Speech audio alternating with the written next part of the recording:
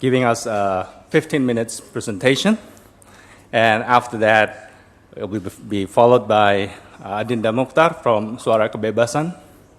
She'll also be speaking for 15 minutes. And after that, we'll have a moderated discussion.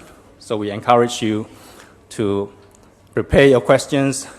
There'll be papers distributed by our volunteers. And after that, during the discussion, you can also, I will open a session for you also to ask, to raise questions. And then we'll have a discussion, a good discussion, hopefully, until 5 o'clock.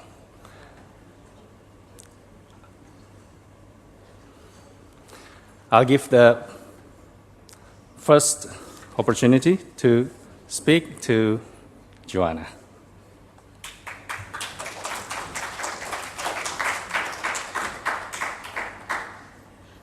So thank you very much to CIPS, Center for Indonesian Policy Studies, and also for the Atlas Network for extending this invitation to Uber Indonesia to speak today. I'm very excited to share a little bit about Uber and also the program that we're currently running in Indonesia called Uber Entrepreneur. My name is Joanna. I'm from the public policy team here in Uber Indonesia, based in Jakarta. Okay. So what is Uber? Has anyone heard of Uber? Has anyone used Uber? Has anyone not used Uber? Okay, good. So basically, what is Uber? Uber is a technology company. We connect transport providers, people like you and I, who wants to use their own vehicles to share a ride with people who need a ride.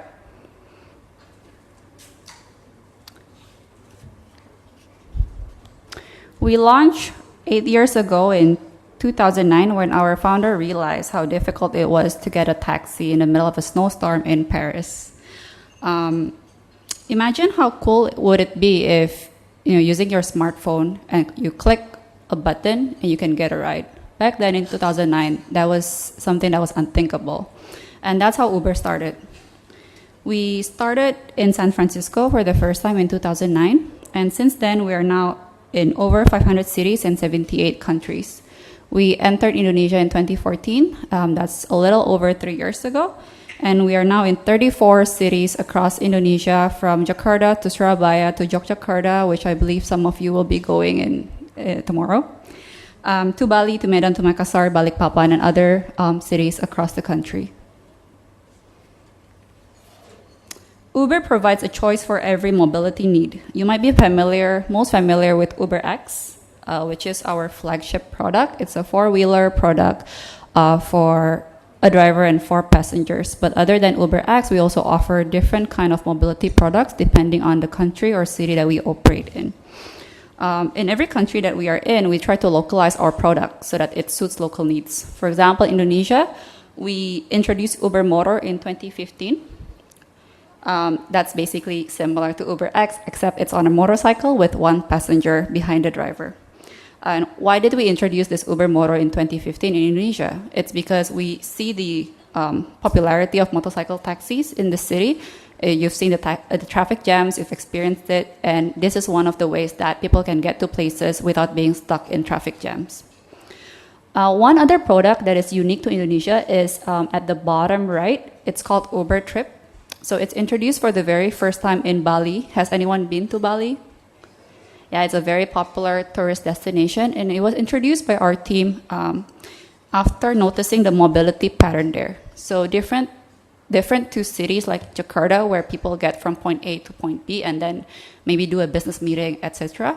In Bali, we noticed that people actually rent a car and use it for various stops throughout the day, because most of the people who use those cars are tourists. So we introduced Uber Trip, and trips can be booked for a minimum of 5 hours. It's 60,000 per hour, so it's 300,000 for 5 hours. That's equivalent to about, I would say, about 25 USD. And subsequently, you can continue using the product for calculated by the minute. Uber Trip is also now available in Lombok, another tourist destination, and also in Yogyakarta, which is famous for Candi Borobudur. So we're very excited because we just launched this about a month ago. Services like Uber opens up flexible economic opportunity in Indonesia. For instance, we noticed that 65% of our drivers here only drive for 10 hours or less every week. So that's equivalent to about 1.5 hour or 2 hours per day. Driving for Uber is also very flexible. For instance, we sent a survey out to Uber driver partners, and 56% of them cited flexibility in choosing their own hours as the main reason for driving with Uber. And in rapidly urbanizing cities like Jakarta, Uber also creates opportunities for the previously unemployed. More than 43% of driver partners were previously not a member of the workforce before they start driving with Uber. And the National Statistics Office, BPS Indonesia, also published a study in late 2016, which stated that online transport such as Uber and other applications have helped alleviate unemployment in urban spaces, in urban areas. This is the breakdown of what the Uber driver partners were previously doing before they start driving on Uber. And it's also interesting that services like Uber, we help extend financial inclusion to the previously unbanked. So about 6% of driver partners previously did not own a bank account before they start driving with Uber. Now I would like to show you a short video about Uber Entrepreneur, an initiative that we have introduced in Indonesia to support driver partners who are also small business owners. It has no subtitle, but I hope you will enjoy the video. Just a disclaimer. Dengan adanya Uber Entrepreneur ini sangat menguntungkan buat saya karena menambah network dan kolega saya juga wawasan saya tentang olahraga. Keuntungannya saya sebagai mitra Uber adalah dapat mempromosikan usaha saya ini kepada setiap penumpang saya, juga dapat menjadi profil di Uber Entrepreneur saya.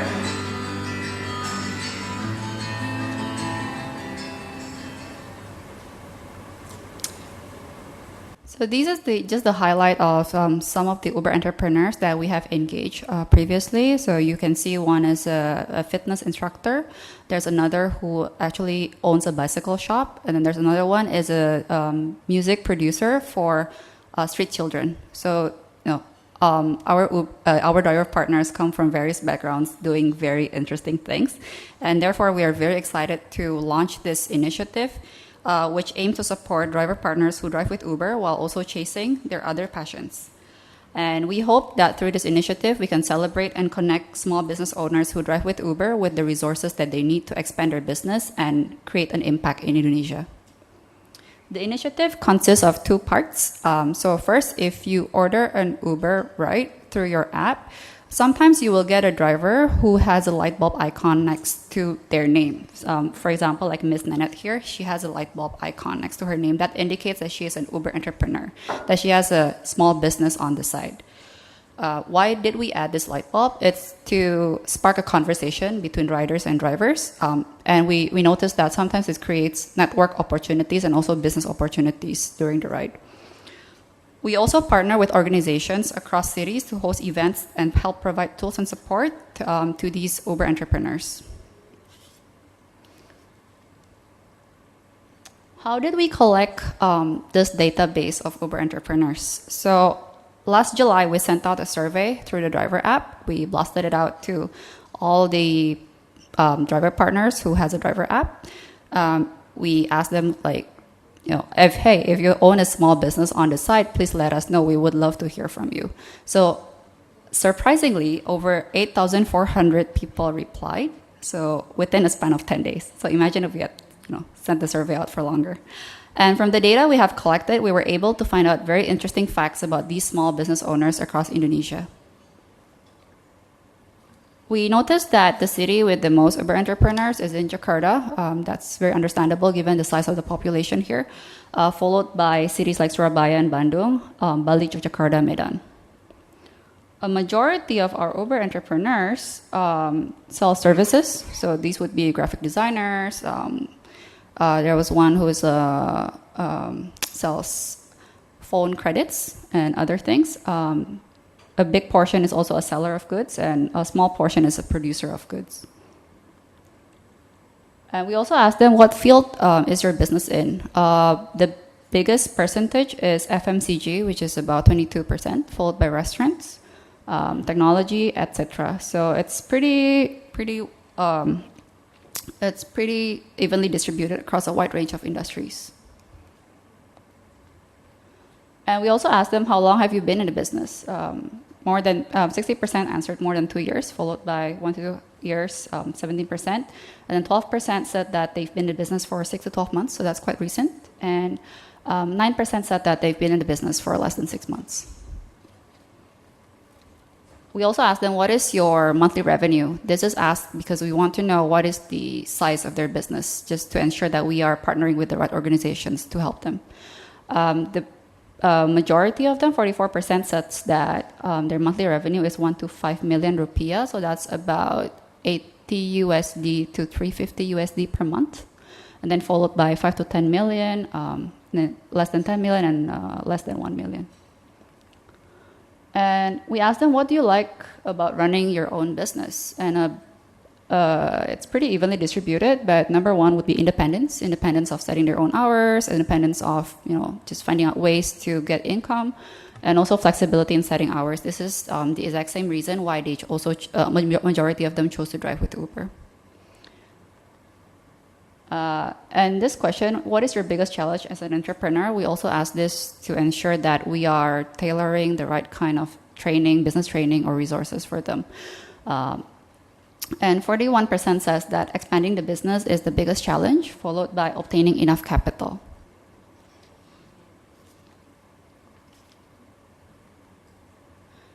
We also asked them whether they're interested to build a network with organizations that can help them achieve their dreams as an entrepreneur.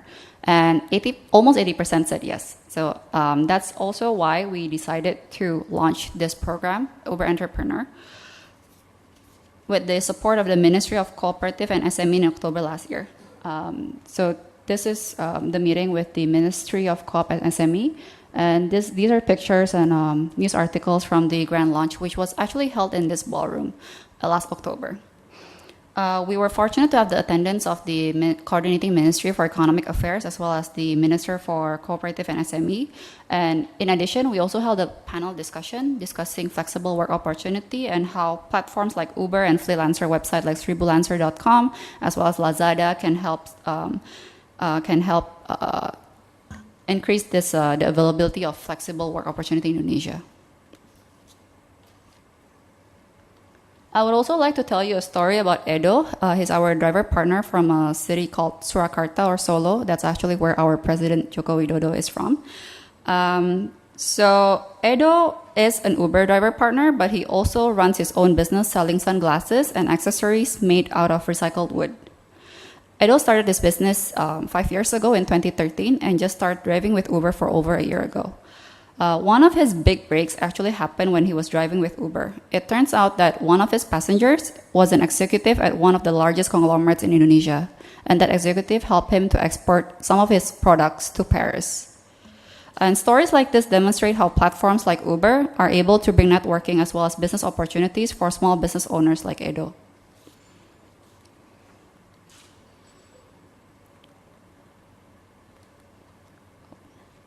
Yeah, so this is his Instagram account. It's called Eastwood Ltd, 10,000 followers. He has very interesting products, so if you're interested, definitely can take a look. One of the ways we sought to support Uber entrepreneurs is also by partnering with third-party organizations for offering expertise or services or products that would be beneficial for their business. So last year, we partnered with Accelerate Labs. They're a startup incubator that is also a part of Sinarmas Group. Sinarmas Group is a large conglomerate in Indonesia. So we partnered with them, and they offered to conduct business training for Uber entrepreneurs in Jakarta, Surabaya, as well as Bandung. Small business owners receive training on topics such as digital marketing, financial management, investment, as well as investment, and also the training features success stories from other Uber entrepreneurs. And these are some of the photos. This was held in Jakarta. This was held in Surabaya. And this was held in Bandung. These are some of the news coverage that came from the trainings. In total, the business training managed to train 221 Uber entrepreneurs in 3 major cities. The training also received a rating of 4.2 out of 5, according to the participants that we have surveyed after the training ended. So that's all from me. Thank you so much for allowing me to share this little story about Uber and the program Indonesia. Thank you. Thank you, Joanna. So we just heard how e-commerce has opened up opportunities, developed Uber entrepreneurs, and I wonder if Uberpreneur is so successful, then they might not want to be driver anymore. But it could be a price of a success, which we can discuss later if that would be the case. If indeed it has opened up opportunities for many unemployed people in Indonesia, then certainly majority of Indonesian are women, and we will hear from the next speaker, Adinda, if e-commerce has indeed also opened opportunities for women in Indonesia. Adinda, please.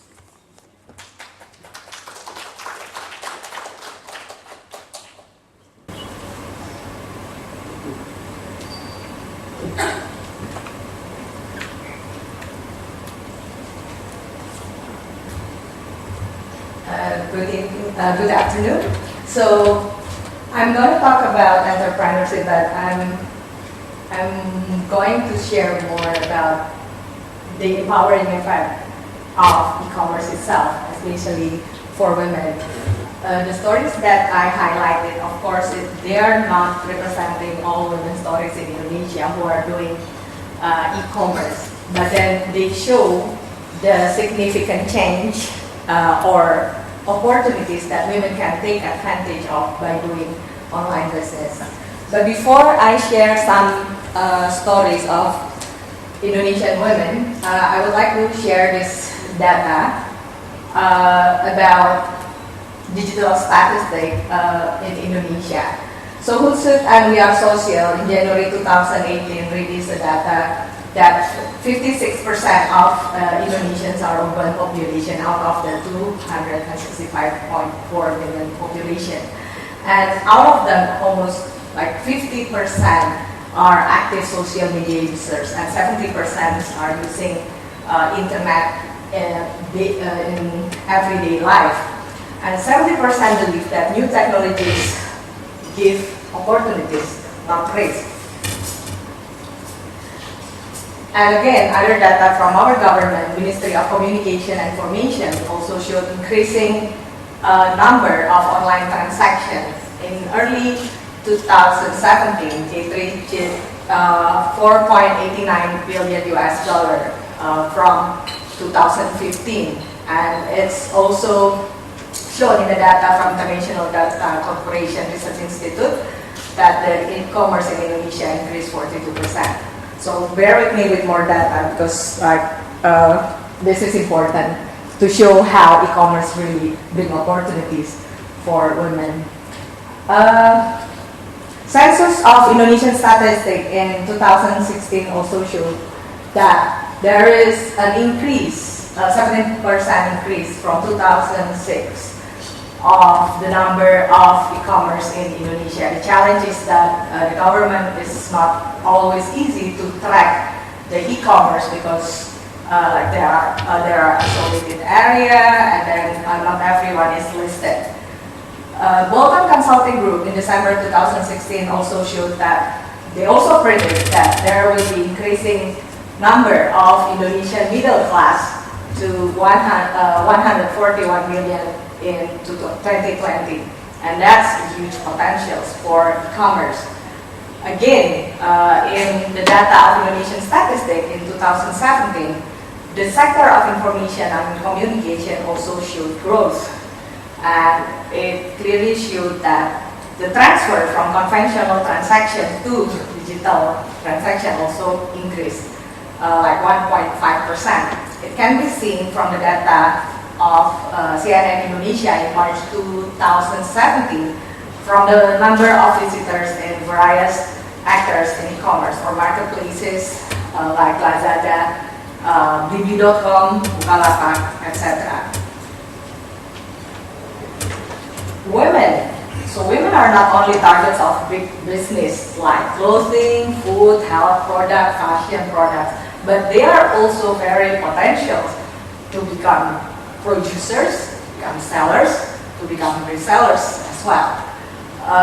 And again, when it comes to e-commerce, our Ministry of Communication and Information is also targeting break over 130 billion US dollar in 2020, or even more as McKinsey predicted in 2025. But why women are joining e-commerce? Most of the time, the reasons that revealed in price studies is because they can earn more from home. They still can take off their family, take care of their kids, but they can earn more. And then again, some literature also say that it's female economy era where women defines or can persuade others to pick and to buy products.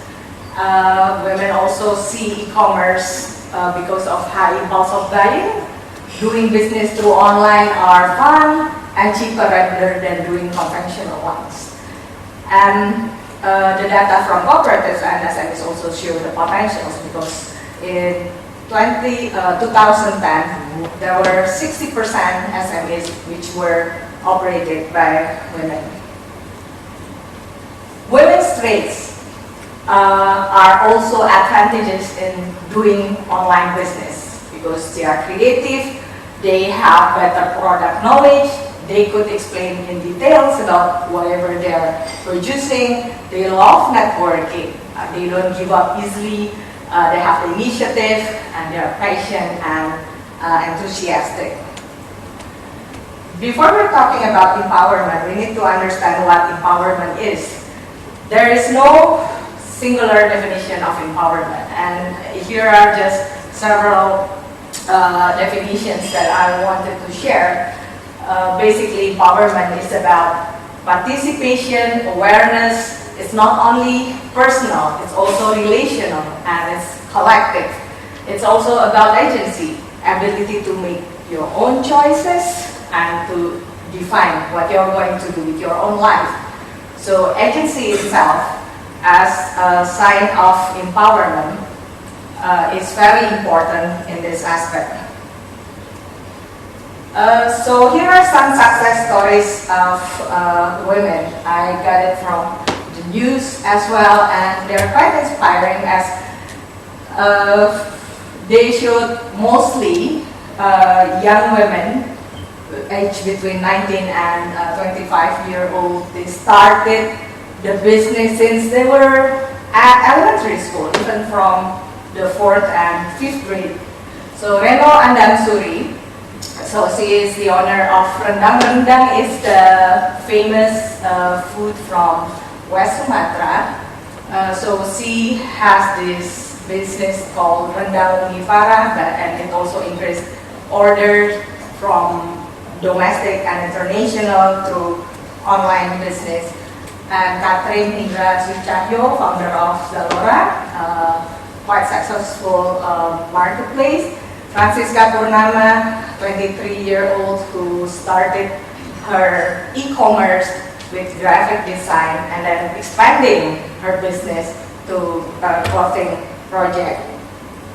Other women, Aulia Ramadhani, 21-year-old, who has online business starting with stylish frills. So stylish frills is really on the trend, especially in Indonesia.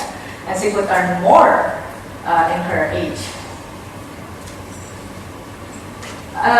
What I like is also the story of Yasa Paramita Sindhi. In her young age, 19 years old, she could build a university when she was 18 to inspire other teenagers that she called Billionaire University, to inspire what she has been doing with online business, like with her products of Men's Republic and the tech copy that she started after that.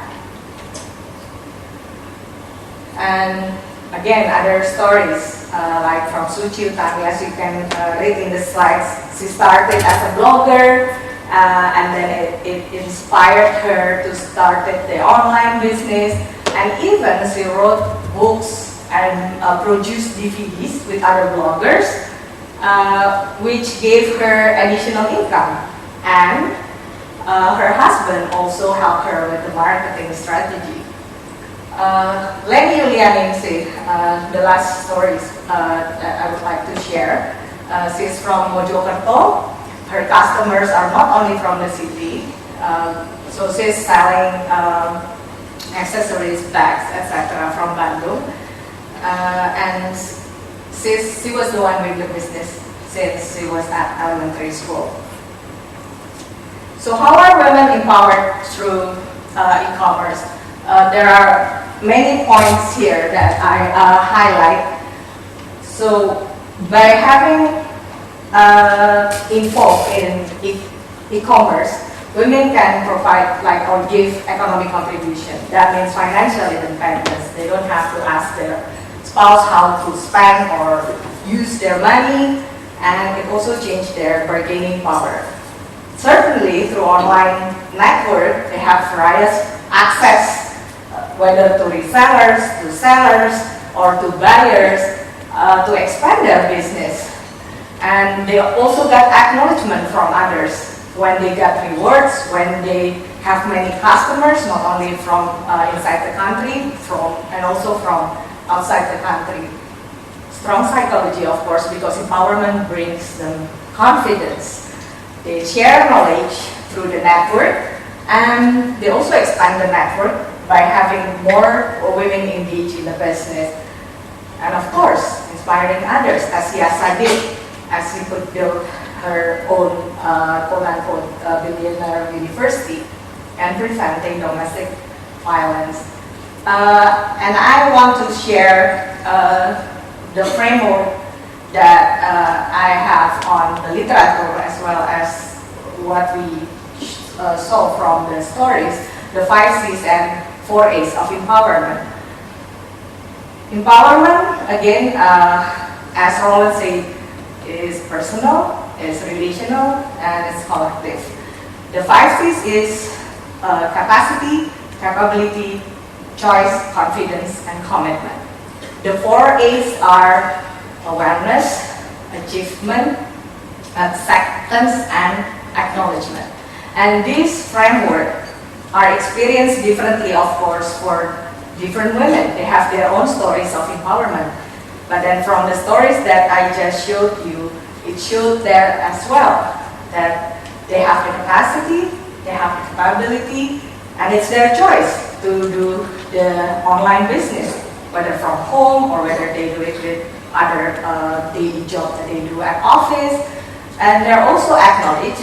And even for the example, one of the example that says Suchi example, Suchi's story where her husband even helps her with the business. So that shows a glimpse of empowerment there from the 5 C's and 4 A's. However, apart from the good stories or the benefits of e-commerce, we are also facing challenges, not only from the policy side, but also from the demand side, from the users, or from the consumers, if I can say that.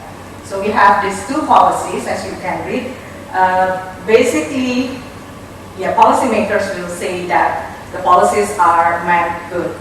Or at some points, yes, they try to accelerate or to have more entrepreneurs in Indonesia. Like we are targeting to be a country with digital economy, the biggest one in Southeast Asia in 2020. But then we have another issue, the unseen impact is about taxing. And that's the issue, where even between marketplace or the e-commerce, they are also arguing whether who's going to be taxed and whether it's only the marketplace or the e-commerce where the government doesn't have enough capability to track. Again, Hootsuite and We Are Social in 2018 also showed that 79% of Indonesians believe that they should keep their private information in credit card. And then Nielsen Global also showed that in their survey. And again, the challenge whether people are using their gadgets or the network to do transaction online or not. So that is the end of my presentation. Thank you for your attention.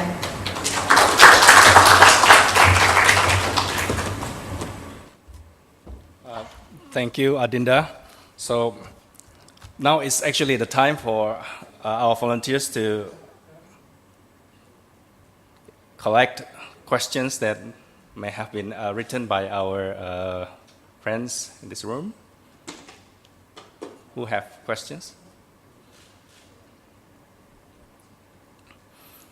Okay, since there are not many of us here, I'd like to propose a more interactive session with the speakers.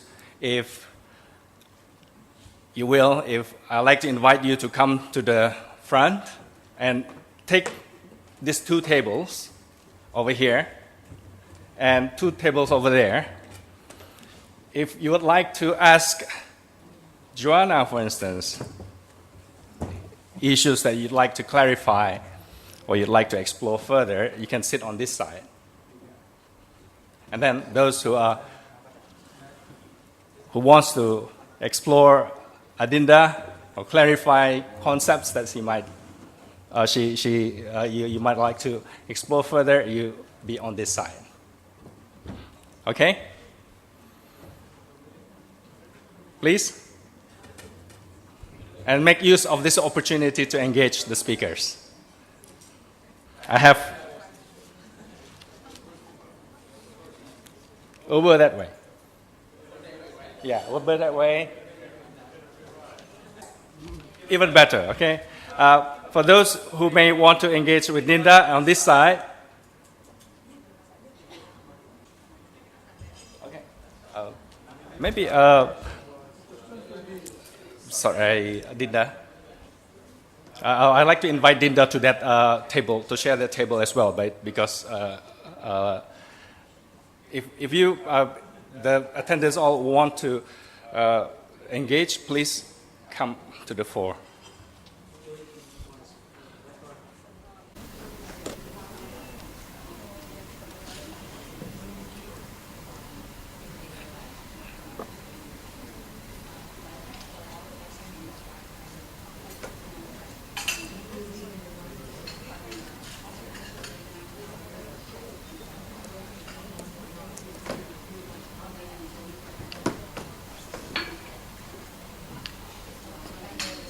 You can access the credit, so we will facilitate you by accelerating development in infrastructure, for example, helping the startup. But there is so much the government can do that it might have the unseen impact of the policy.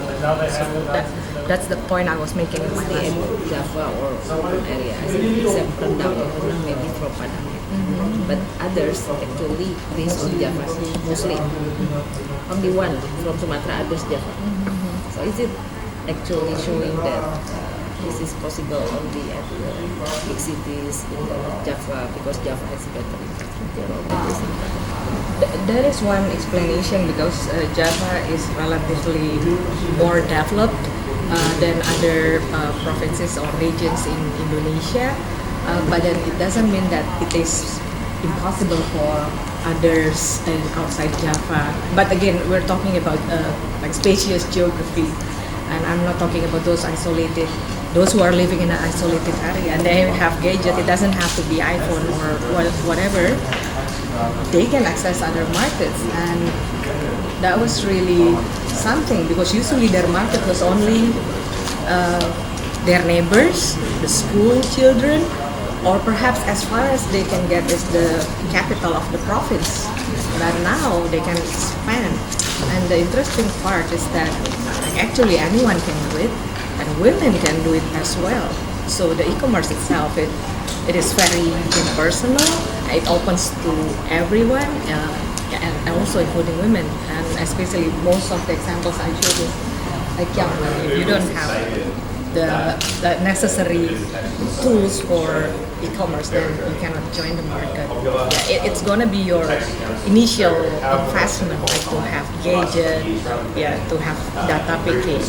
But then it's far cheaper rather than you have to rent a place for your shop, to pay for your shop attendant, for example.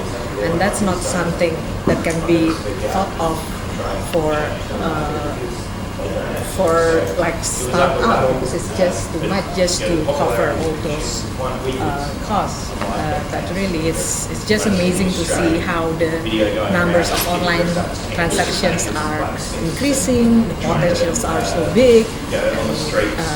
But then, the challenge is that whether we have sufficient infrastructure or not too many regulations. When technical matters, especially whether we have like data providers there, whether the internet connection is stable, and again, well, it also depends, and that's why I mean, like when we talk about women in e-commerce, what they have, the traits that they have, especially is their ability to be very responsive, but that they cannot be responsive or explaining their products if the internet connection is so loud. In Asia, where Uber is partnering with taxis, it gets very confusing from a customer perspective. I want to avoid taxis, and then I don't know that a taxi suddenly shows up at my door and I get that grumpy taxi driver instead of the friendly Uber driver. And so I think it's a very interesting business strategy that Uber has in order to make sure that they are, I think, legal and registered. And maybe that's also a way, at least from a Singapore context, to keep out the other ride-sharing apps like Lyft. I understand that Lyft has a far bigger reach in New York or in the US cities than out here in Asia. So I thought that was very clever. And I think the other thing is also Uber being so different from Grab. For example, I mean, I'm an Uber fan. So I would not use Grab, and I know that over here Grab is used extensively. So this partnership with taxis, for me, is Not anymore. But we do see taxi deregulations really happening. So there's a local taxi company who has recently introduced dynamic fares as well. And I understand that ComfortDelGro is in authority to using dynamic pricing. Yes, that's right. And I think that's one of the greatest things that what Uber has done to really break that price fixing, so to speak, with taxi fares. But that's what I mean by the confusion. I want to avoid taxis, and suddenly a taxi driver is showing up and he's Uber. Okay, I don't want to rate him 5-star. I haven't heard any plans from my colleagues. Australia is interested, I'm from India, and you have there this big competition between Ola and Uber, and there's a certain, should I say, unease also among Uber drivers. They somehow seem to buy the cars. They get a loan and then they buy the cars. And do you know what is the relationship of the driver and the car here in Indonesia? How is this worked out? Do they have their own private cars, or do you give them the cars? Or? Oh, they own the cars. They own the cars in all cases. And so Uber Indonesia does not loan cars to them or rent it out, or? In Indonesia, they own the cars. Okay, so in India it's different. It seems to be that Uber is also independent from one country to other, and they have their own sorts of operational modes or so? They're decentralized. Decentralized. Joanna, I would like to confirm. I'm not a Uber user, but Gojek and Grab are very familiar to me. So sometimes I found a driver which are not the owner of the car. Sometimes they have a private driver, and then they don't want to drive. I'd like to invite Joanna back to the station and continue the discussion. There's an open rebellion going on. The lady from Uber, and with Adinda is also in the last chapter. So we are discussing about basically women empowerment doesn't mean this is a gender there is a gender preferences here. It's just putting the context that women perhaps will be more empowered with this new trend, e-commerce. We also discuss about opportunity that women can achieve with this trend of e-commerce. However, we are not discussing too much on the policy side, on the regulation. I think each of, from at least Indonesian government experience, the government trying too hard to sort of like putting the ecosystem in place, right? Because if you are like women, you want to sell your stuff like this from, say, let's say Sulawesi, we have to secure all these, transaction, right? For the banks and also with the distribution. So the government is coping up with that kind of situation to provide ecosystem so that the e-commerce and also disruptive technology can benefit for the customer at large. Thank you.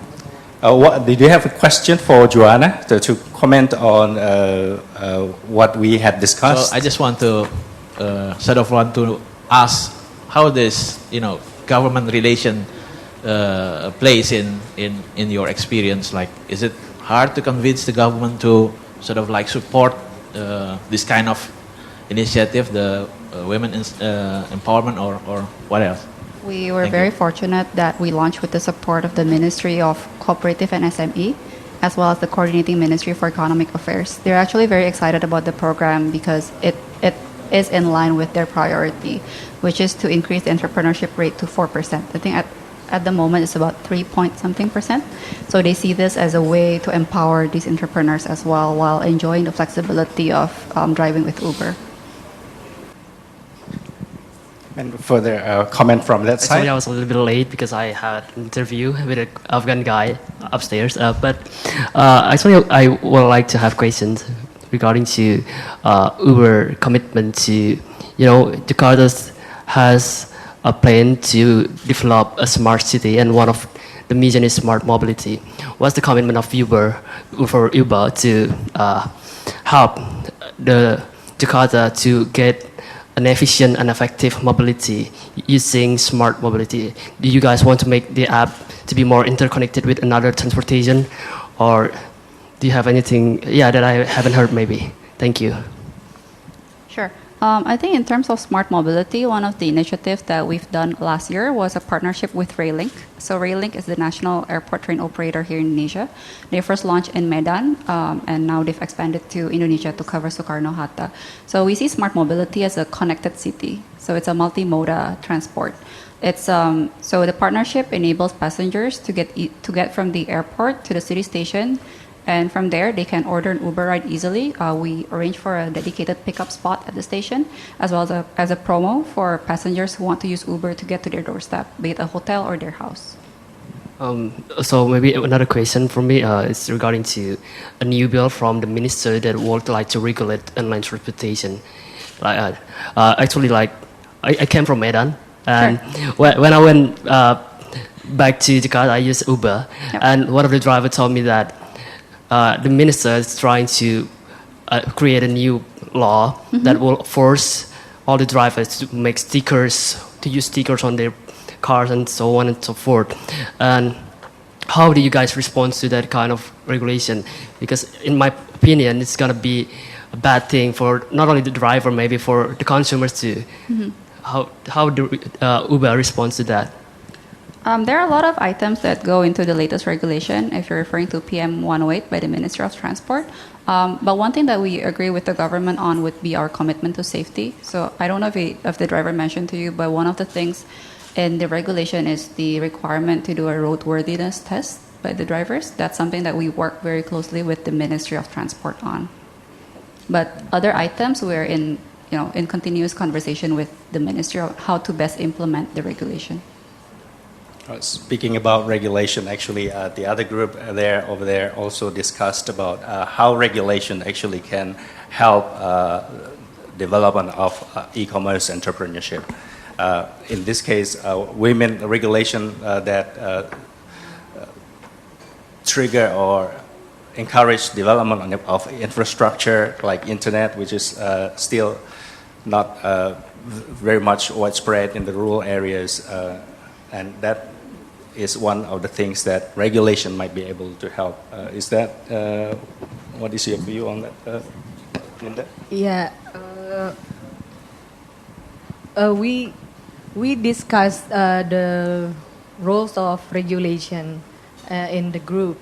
So basically, what we saw is that, of course, it's important for the government to do the regulation, but but not to prevent e-commerce or making false policy just to tax everything.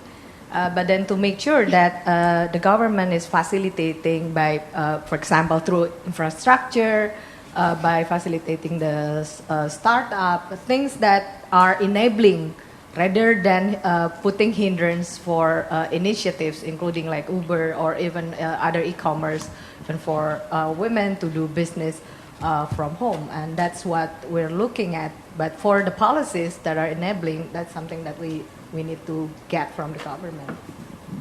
Thank you. We still have 5 minutes discussion. If you still have questions, please do it now. All right. Okay. All right. Regarding to your presentation, Joanna, actually I want to ask about Uber Entrepreneur. From our presentation, if there's any benefit from Indonesian government from what you're doing as Uber Entrepreneur, because I heard it's kind of a social business things, right? And if there's no benefit from Indonesian government, why you still doing it? And also, if there's any beneficial impact for Uber as a business benefit for Uber by doing Uber Entrepreneur? Thank you. Sure. I think, thank you for your question. With regards to benefit for the Indonesian government, I don't think I'm the right person to answer that. That would be has to be by the government. But we are excited to support the Indonesian government in growing entrepreneurs in this country. With regards to the benefit for Uber, I think it's also one of the ways that we reward our drivers. I believe that happy drivers, lead to happy workplace, or just I think it creates it's a sense of community among the drivers. And based on the survey that we sent out, one of the priorities for them, why they like this program, is because they enjoy networking. They enjoy meeting people. They enjoy meeting other entrepreneurs. They also enjoy meeting new customers through the rides that they share with them. Okay, one more. One last question.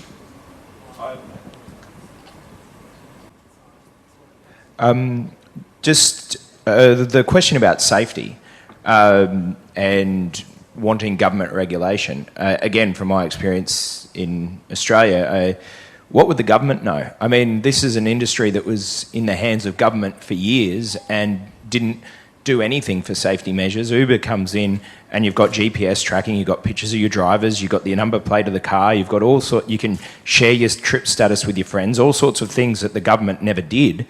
I don't know, for me, it's not the government's place. They've failed and you shouldn't be working with them because we've proved that the market can deliver a safer system. That's good. All right. I think that should. Do you have, before we conclude, do you have a final comment, Adinda? One final comment? Let's get a government away from Well, I just want to highlight again the empowering effect of e-commerce, and again, when I chose women's empowerment as a topic, and thanks Iqbal for raising the question, it doesn't mean that it doesn't benefit everyone. But then we need to acknowledge that women also have unique experience, and through e-commerce and through free market, I mean, they can be empowered. Yeah. One final comment. Final comment. I think technology is a very powerful thing to open flexible economic opportunities and providing access to those who otherwise would not be able to access these ways to obtain additional income or even alleviate their unemployment status. Right. That should conclude our discussion this afternoon. I hope you have inspirations from this discussion, and thank you all.